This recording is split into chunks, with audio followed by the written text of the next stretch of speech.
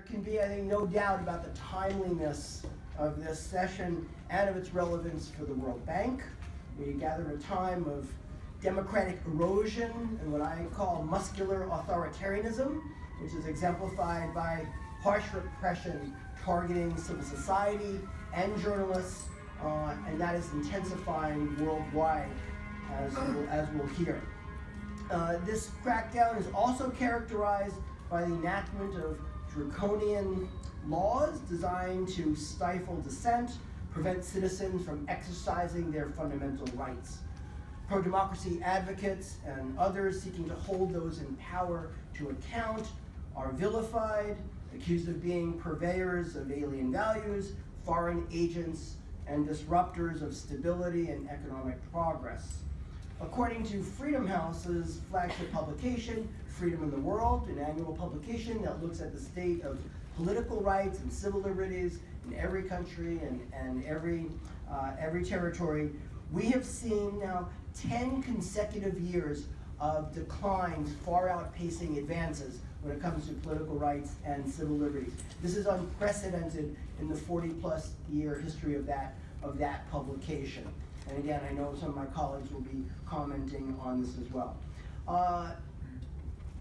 This is arguably unprecedented, not just unprecedented for this publication. What we're also seeing that's unprecedented is the scope, the sophistication, and the collaborative nature of the authoritarian pushback. This is not just about what governments are doing within their territory to restrict the space, but it's also the cooperation that they are doing internationally beyond their borders, including in how to weaken institutions that have democracy and human rights as part of their mandate.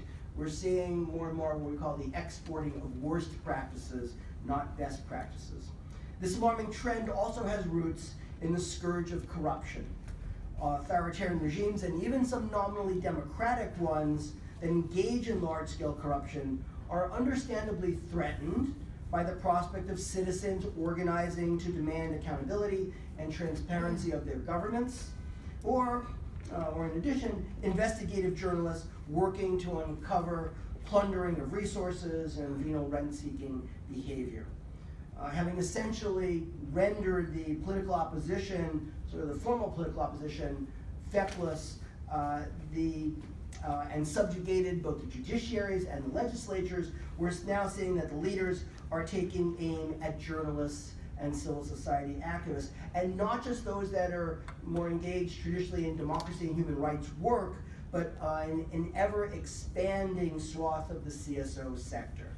So, where there is large-scale corruption, there must necessarily be repression, with the deleterious consequences on governance and socioeconomic progress. I know something that we're going to tackle in this panel.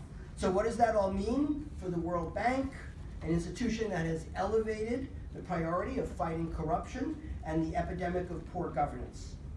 What could and should the bank do in the face of a global assault against civil society, including anti-corruption campaigners?